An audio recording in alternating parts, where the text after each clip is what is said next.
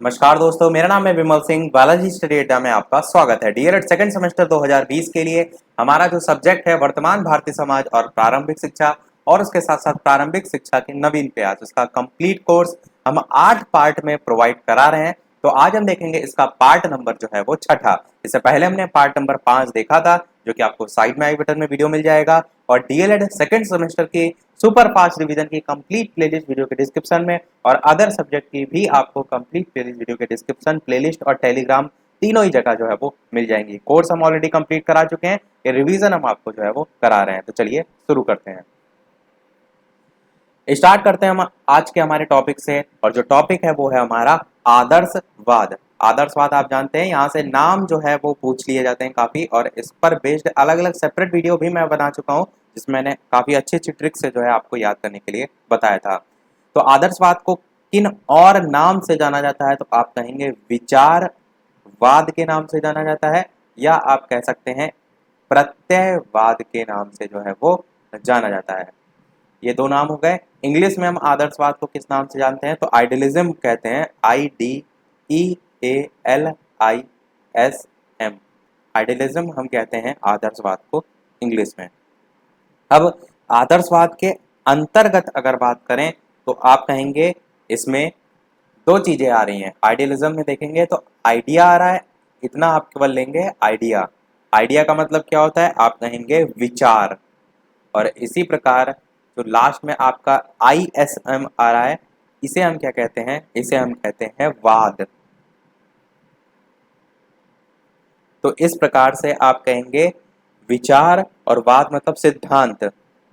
यहाँ पर आप दोनों के अर्थ को निकालते हुए क्या एक डेफिनेशन के तौर पर वन लाइन में से कह सकते हैं कि वह दार्शनिक विचारधारा जो कि विचारों को ही केंद्रीय तत्व जो है वो मानती है, क्योंकि यहाँ पर आप देख रहे हैं विचार ही आ रहा है, तो इसीलिए आप इस प्रकार से कह सकते हैं।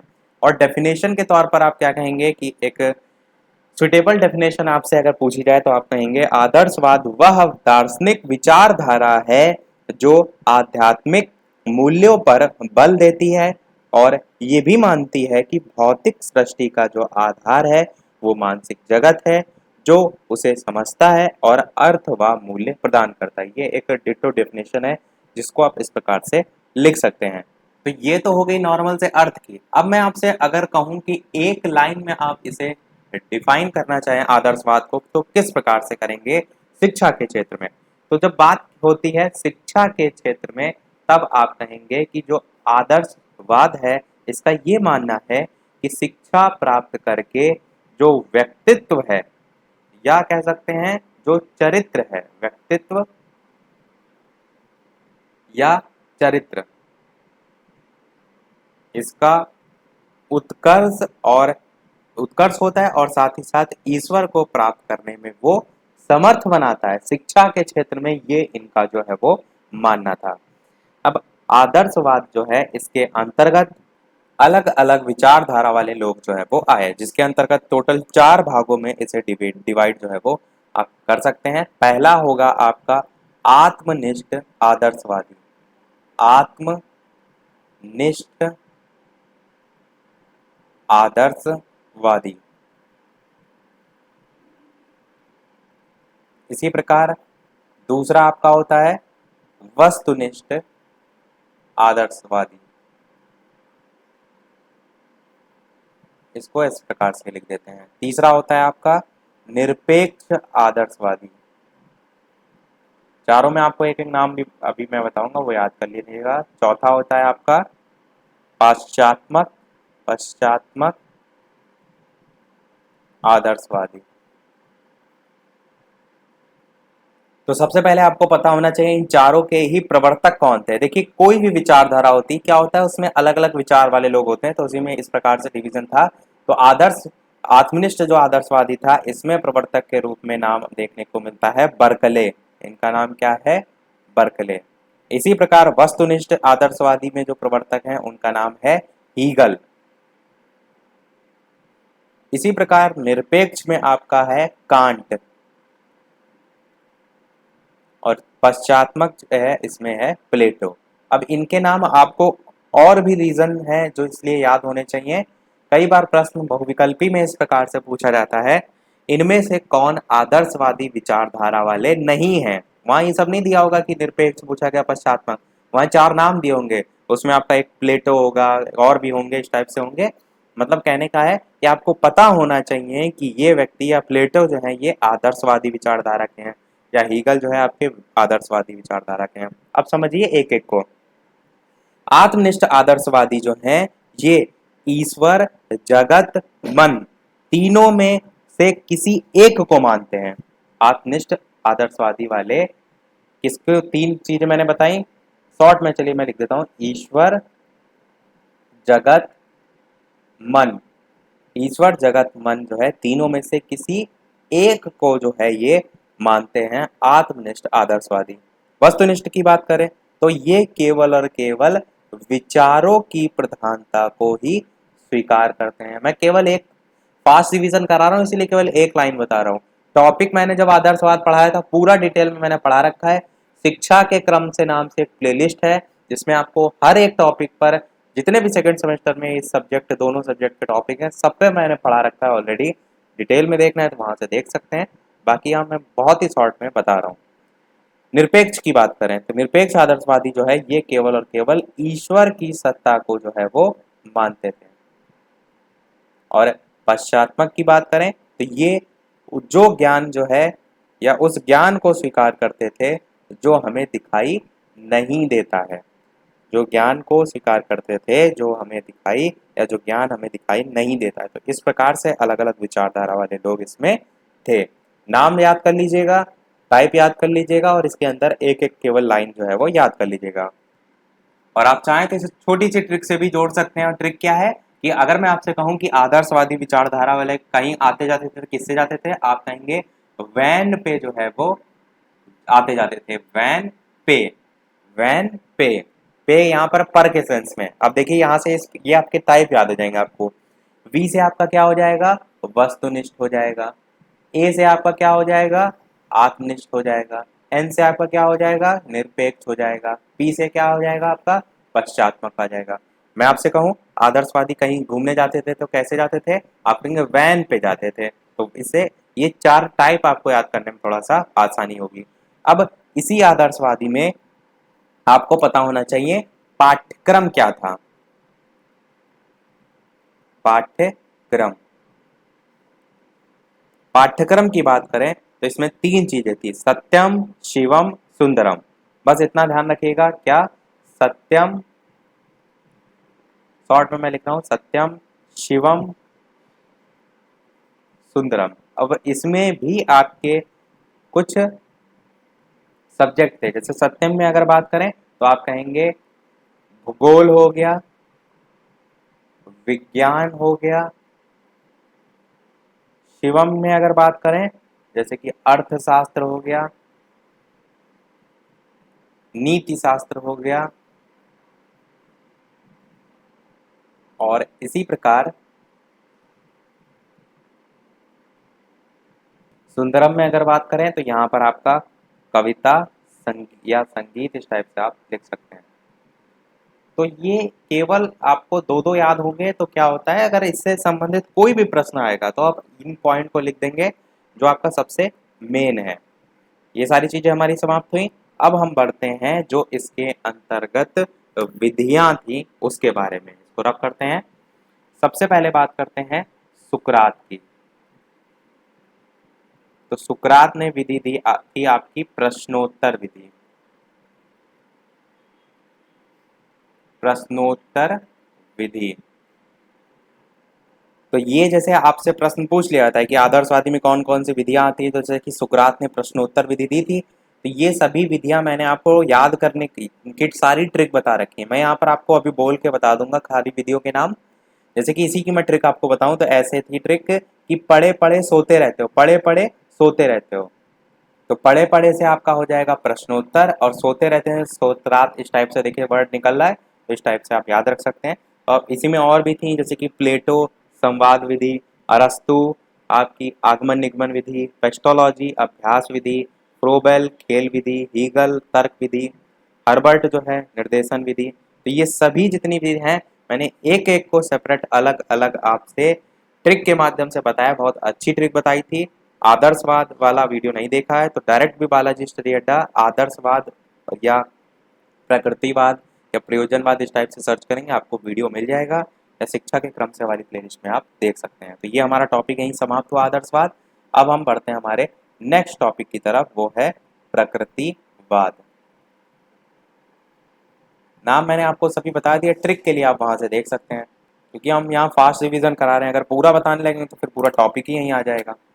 प्रकृतिवाद को बात करने से पहले, वीडियो अभी तक आप सभी ने लाइक ना किया हो तो सभी लोग वीडियो को लाइक अवश्य कर दीजिएगा। इतनी अच्छी अच्छी तरीके से हम आपको पढ़ा रहे हैं, इतनी अच्छी अच्छी इंफॉर्मेशन प्रोवाइड करा रहे हैं, एक लाइक तो आप सभी का बनता ही है।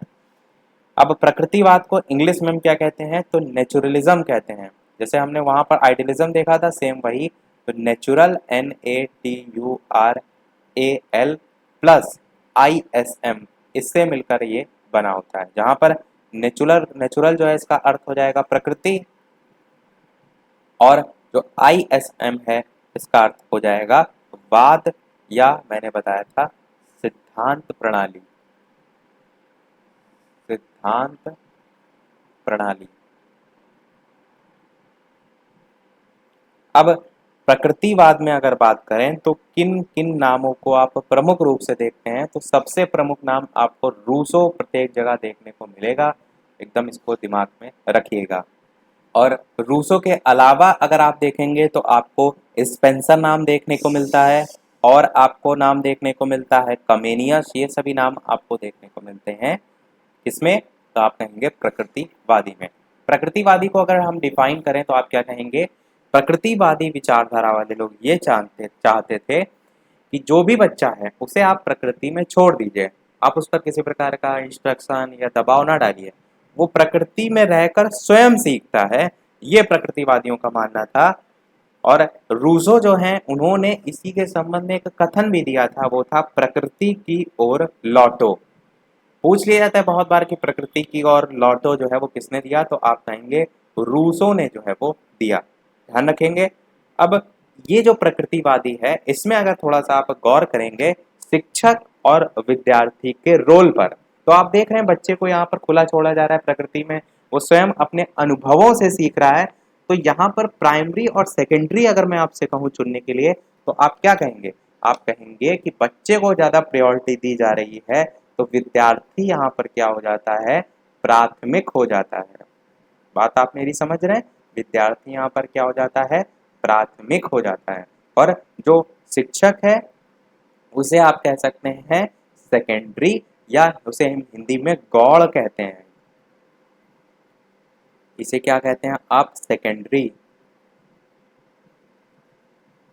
शिक्षक का कार्य क्या होता है, दूर से देखकर उसका ऑब्जर्वेशन करना, कि जरूरत हो तब इस टाइप से उसको हेल्प करना, बाकी जो छात्र है वो स्वयं अपने अनुभवों से जो है वो सीखे। तो इतनी चीज हमने देखी।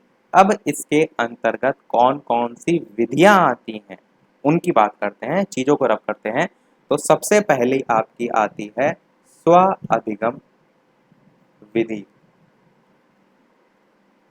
स्व अधिगम विधि की अगर बात की जाए तो आप क्या कहेंगे, खुद अधिगम मतलब क्या होता है, सीखना या जानना। तो आप स्व मतलब अपने आप कोई चीज सीख रहे हैं, वो वाली जो विधि होती है वह स्व अधिगम में आती है। और इसमें क्या कौन सी आती है, तो आप कहेंगे करके सीखना इसमें आता है, या क्रिया विधि भी आप इसे कहते हैं। इसी प्रकार खेल विधि इसी में आती है। और खेल विधि के संबंध में प्रश्न एक पूछा इस प्रकार से जाता है कि जो प्रकृतिवादी हैं उनके अनुसार कौन सी विधि सर्वोत्तम विधि है, तो आप क्या कहेंगे, खेल विधि जो है वो है प्रकृतिवादियों के अनुसार। और चौथी एक और आती है, वो होती है भ्रमण विधि। तो ये आपके अलग अलग इसमें विधि आ जाती है, नाम ध्यान रखिएगा, आपसे पूछा जा सकता है। तो ये तो सारी हो गई विधियां। अब इसमें कौन कौन सी आप कह सकते हैं प्रणाली आती हैं, जैसे कि आपकी मॉन्टेसरी प्रणाली हो गया, डाल्टन प्रणाली हो गया, किंडरगार्टन प्रणाली हो गया, ह्यूरिस्टिक प्रणाली हो गया, योजना प्रणाली हो गया, निरीक्षर प्रणाली हो गया। तो ये भी आपसे पूछी जाती हैं कि कौन कौन सी जो है वो प्रकृतिवादियों से संबंधित हैं। इसको एक मैंने छोटी सी कहानी के तौर पर आपको जो सेपरेट वीडियो था उसमें पढ़ाया था, उसको अगर आपको ट्रिक देखना है तो उसको देख लीजिएगा। बाकी यहाँ पर मैंने विधियाँ सारी जो है वो बता दी। नेक्स्ट देखते हैं हमारा प्रयोजनवाद। प्रयोजनवाद को इंग्लिश में क्या कहते हैं, जल्दी से बताइए सभी लोग। प्रयोजनवाद जो है इसको इंग्लिश में प्रैग्मेटिज्म कहते हैं। PRAGMATISM, यानी इसका अर्थ क्या होता है प्रैग्मेटिज्म का, किया हुआ कार्य। किया हुआ कार्य, अगर हम इसे वो बात करें कि एक डेफिनेशन या एक दो लाइन के आधार पर आप कैसे डिफाइन करेंगे, तो आप कहेंगे प्रयोजनवाद दर्शन की वह शाखा है जो किसी पूर्व सिद्ध सत्य को स्वीकार नहीं करती है। प्रयोजन क्या होता है, कहते हैं ना कारण बताओ। मैं आपसे कहूं कि सूरज जो है वो गोल गोल घूमता है, तो आप मान लेंगे, बाई चांस मान लिया आपने। पर प्रयोजनवादी क्या कहते हैं, ये कहते हैं कि उस चीज को प्रूव करके दिखाइए। तो वही मैंने बोला कि प्रयोजनवाद दर्शन की वह शाखा है जो किसी पूर्व सिद्ध सत्य को स्वीकार नहीं करते हैं। अब यहाँ से प्रश्न आपका एक पूछा जाता है, वो पूछा जाता है इसके जन्मदाता के संबंध में। तो प्रयोजनवाद के जन्मदाता के रूप में किनका नाम देखने को मिलता है, आप कहेंगे चार्ल्स पियर्स का नाम देखने को मिलता है।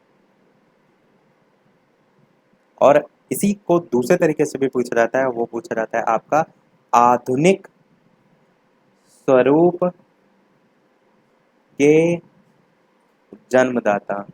तब आप क्या नाम लिखेंगे, तब आप लिखेंगे William James Jones. William Jones. इस टाइप से दो अलग अलग तरीके से आपसे प्रश्न पूछ जाते हैं। अब इसमें क्या है, अलग अलग लोगों ने अलग अलग नाम दिए हैं। जैसे किसी ने करणवाद बोला है, किसी ने प्रयोजनवाद बोला है, उसको भी जान लेते हैं। ये आपका जोन्स नहीं है, ये जेम्स है। मैंने यहाँ पर जोन्स लिख दिया है। विलियम जेम्स जो है इनका नाम है। आधुनिक स्वरूप के जन्मदाता प्रयोजनवाद के आप कहेंगे विलियम जेम्स जो हैं, इनको माना जाता है। और माना इसलिए जाता है क्योंकि विलियम जेम्स जो थे, इन्होंने जोर देकर, विलियम जेम्स ने क्या किया था, एक आगे बढ़ाने का आप कह सकते हैं इसी चीज को कार्य जो है वो किया था। और बाकी मैंने डेफिनेशन के तौर पर बता दी, उसको आप थोड़ा और डिफाइन करके भी इस प्रकार से लिख सकते हैं कि जो प्रैग्मेटिज्म है, जिसका अर्थ किसी कार्य या सिद्धांत को करने के लिए व्यवहारिकता और उपयोगिता का होना अति आवश्यक है, नहीं तो उस सिद्धांत का कोई महत्व नहीं है। तो मेन उसी पर जो है वो फोकस है। सारी चीजें रब करते हैं। अब बात करते हैं कुछ अलग अलग नाम। जैसे कि आपका क्रियावाद हो गया, या कह सकते हैं आप व्यवहारवाद हो गया।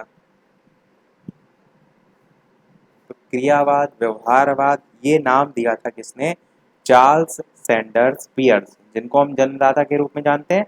उन्होंने ही जो है ये नाम दिया था।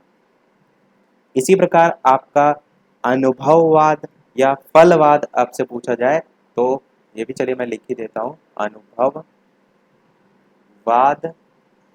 या फलवाद। तो ये किसने दिया था, ये दिया था विलियम जेम्स ने। दोनों के ही नाम आपको पता होना चाहिए। कुछ अन्य नाम है जो कि काफी फेमस हैं, जैसे कि जॉन डीबी के द्वारा दिए गए नाम। जॉन डीबी ने नाम क्या दिए थे, तो जॉन डीबी के नाम थे साधनवाद। मैं शॉर्ट में केवल पहला पहला अक्षर लिख दे रहा हूँ, साधनवाद, करणवाद, पुनर्रचनावाद या प्रयोगवाद, जिसमें प्रयोगवाद आपका बहुत पूछा जाता है। और एक प्रश्न क्या, कि जो यहाँ पर हम प्रयोजनवाद इतने देर से पढ़ रहे हैं, यही किसने नाम दिया, ये भी तो जरूरी है जानना।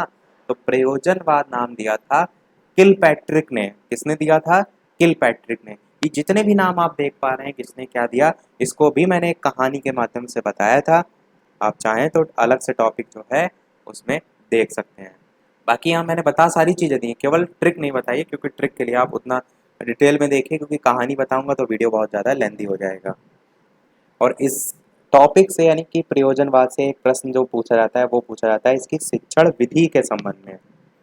जैसे इससे पहले हमने भी शिक्षण विधि देखी ना, अलग अलग शिक्षण विधि थी, स्वाधिगम विधि हो गया या खेल विधि हो गया। तो उसी प्रकार अगर आपसे पूछा जाए प्रयोजनवाद के संबंध में, तब आप क्या लिखेंगे कि प्रोजेक्ट विधि, या आप कह सकते हैं योजना विधि, ये आपकी प्रमुख विधि में आती है। किसकी?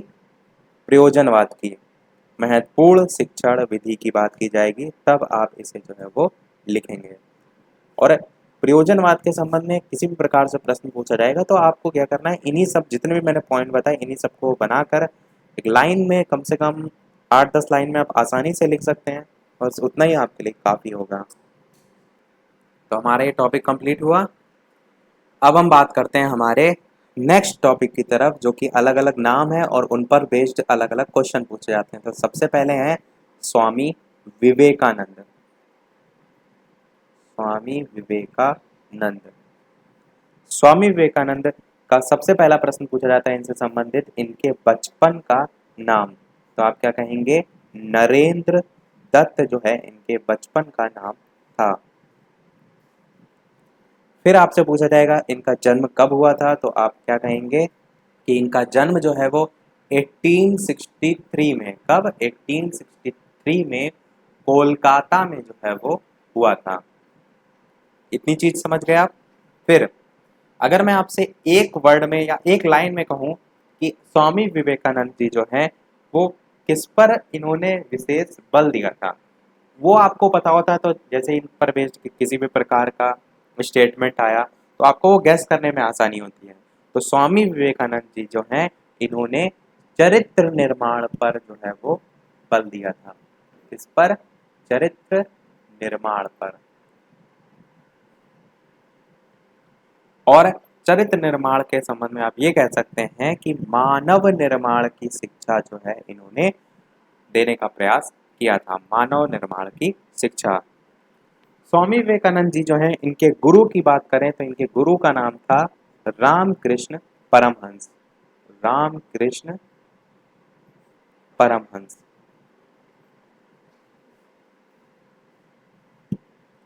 और इन्हीं के नाम पर, इनके गुरु के नाम पर ही रामकृष्ण समाज की स्थापना स्वामी विवेकानंद ने की थी। वो कब की थी? तो आप कहेंगे 1886 में। किसकी स्थापना? रामकृष्ण समाज की स्थापना। इतनी सब चीजें सारी आप समझ गए होंगे। और इनके संबंध में एक कथन बहुत ही ज्यादा फेमस है, जो मैंने पिछले वाला जो आपका बैच है 2018 बैच, जिनका सेकंड सेमेस्टर में पेपर हुआ था, जब उनका मैंने फास्ट रिवीजन कराया था तो वो मैंने कथन बताया था। और वो कथन था, अंतर्निहित पूर्णता को अभिव्यक्त करना ही शिक्षा है। फिर से मैं रिपीट कर रहा हूं, अंतर्निहित पूर्णता को अभिव्यक्त करना ही शिक्षा है। ये मैंने बताया था, स्वामी विवेकानंद जी के द्वारा कथन दिया गया था। और यही सेम डिटेल में मैंने जब पढ़ाया था, किसमें? इनके टॉपिक वाइज वीडियो में, वहां पर भी बताया था और फास्ट रिवीजन में भी बताया था। और आपका 2018 बैच का सेकंड सेमेस्टर के पेपर में यही कथन पूछा गया था एज इट इज। तो जिसने जिसने ध्यान से सारी चीजें पढ़ी हैं, एग्जाम में बिल्कुल गलत नहीं करके आएगा। बस आपको ध्यान रखना है जो जो चीज मैं यहाँ पर बता रहा हूँ। अंतर्निहित पूर्णता को अभिव्यक्त करना शिक्षा है, स्वामी विवेकानंद जी का कथन है। 2017 बैच में आया था या 2018 बैच में, ये मुझे क्लियर नहीं याद है, पर आया था, फास्ट रिवीजन में मैंने कराया था। एक रचना और फेमस है, स्वामी विवेकानंद जो है इन पर इतनी चीजें, पर दयानंद सरस्वती जो हैं ये भी आपके कोर्स में है। तो इनकी एक चीज ध्यान रखिएगा, वो है सत्यार्थ प्रकाश, इनकी रचना। ये आपसे पूछी जा सकती है, तो कंफ्यूज ना होइएगा। सत्यार्थ प्रकाश, दयानंद सरस्वती जो है इन्होंने जो है इसकी रचना की थी। बात करते हैं अब हम अपने अगले और लास्ट टॉपिक की तरफ, जो है रविंद्रनाथ टैगोर के संबंध में। सारी चीजें हम जानेंगे और यहाँ से भी बहुत से प्रश्न आपसे पूछे प्रीवियस ईयर में जा चुके हैं और आगे भी पूछे जाने के पूरे पूरे चांसेस हैं। रविंद्रनाथ टैगोर, तो समझिए रविंद्रनाथ टैगोर के संबंध में सबसे पहला प्रश्न यहाँ से आपसे ये पूछा जा सकता है कि इनका जन्म कब हुआ। तो आप कहेंगे 1861 में। दूसरा प्रश्न कि इनका जन्म कहाँ हुआ, तो आप कहेंगे कोलकाता में। मैं स्थान, जन्म स्थान इसलिए बता रहा हूँ क्योंकि आपका प्रीवियस ईयर में पूछा भी जा चुका है। किसका पूछा गया था? मारिया मॉन्टेसरी का पूछा गया था। तो जब उनका पूछा जा सकता है तो किसी का भी पूछा जा सकता है। तो 1861 में कलकत्ता में हुआ था।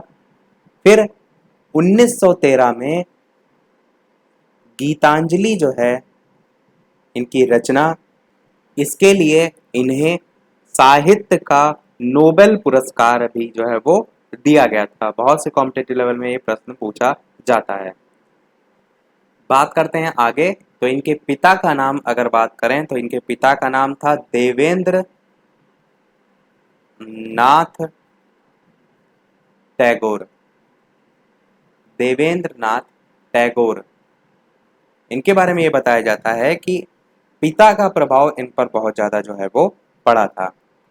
इन्होंने अगर एक स्टेटमेंट, जैसे ऊपर मैंने बताया था अंतर्निहित पूर्णता को अभिव्यक्त करना शिक्षा है, तो इन्होंने ऐसा कौन सा स्टेटमेंट दिया था जो कि बहुत पूछा भी जा चुका है, पूछा जा सकता है? वो है स्टेटमेंट, संपूर्ण जीवन से हमारे जीवन का सामंजस्य। एक लाइन ध्यान रखिएगा, संपूर्ण जीवन से हमारे जीवन का सामंजस्य। ये मैं आपको वो कथन बता रहा हूँ जो आपके पूछे जा सकते हैं और बहुत ही ज़्यादा इंपॉर्टेंट हैं और कहीं ना कहीं आपको हेल्प करेंगे। बहुत से कथन दे रखे होते हैं उसमें भी समझने में कि इन्होंने संपूर्ण जीवन से सामंजस्य की बात की गई, तो कथन इस टाइप का कोई होगा, वो यहाँ पर नहीं भी मैं आपको पता होगा तो ऑप्शन से आप भी चेक कर सकते हैं। तो ये चीज़ आप ध्यान रखेंगे। फिर इसके अलावा बात करें शिक्षण जो विधि हैं उनमें कौन कौन सी आएंगी, तो आप कहेंगे निरीक्षण द्वारा सीखना, या कह सकते हैं जो क्रिया द्वारा भ्रमण है, या वाद विवाद है, या प्रकृति का अनुसरण करना है, वो सभी इनके मत के अनुसार शिक्षण विधि जो है वो थी। तो ये सारी चीजें हो गई। फिर इन्होंने किस पर और बल दिया था? तो शिक्षा हो गया, आर्थिक मानसिक सामाजिक दासता से मुक्ति, इन सभी चीजों पर इन्होंने बल भी जो है वो दिया था। इसके अलावा पूछा जाता है आपसे मोस्ट इंपॉर्टेंट, वो है शांति निकेतन की स्थापना। शांति निकेतन की स्थापना अगर बात करें तो 1901 में बोलपुर में जो है वो की गई थी, रविन्द्रनाथ टैगोर के द्वारा की गई थी। ये ध्यान रखिएगा, शांति निकेतन में एक छोटे से स्कूल की स्थापना की गई थी और इसी को आगे चलकर 1919 में इन्होंने कला के एक स्कूल, कला भवन की नींव रखी थी और 1921 में स्थापित विश्व भारती विश्वविद्यालय का एक हिस्सा भी बन गया था। तो यहाँ से एक प्रश्न और पूछा जाता है, वो क्या है? वो है विश्व भारती की स्थापना के संबंध में। विश्व भारती की स्थापना तो कब हुई थी? आप कहेंगे 6 मई 1922 में हुई थी। मकसद क्या था? तो आप कहेंगे जो मैंने सबसे स्टार्टिंग में बताया था, प्राच्य और पाश्चात्य दोनों ही मैंने आपको बताया था। तो प्राच्य और पाश्चात्य जो है संस्कृति, इनका समन्वयन करके विश्व बंधुत्व की भावना का विकास करना जो है वो था। चीज़ें पसंद आ रही हो तो सभी लोग वीडियो को लाइक अवश्य कर दीजिएगा, मुझे भी मोटिवेशन मिलता रहे।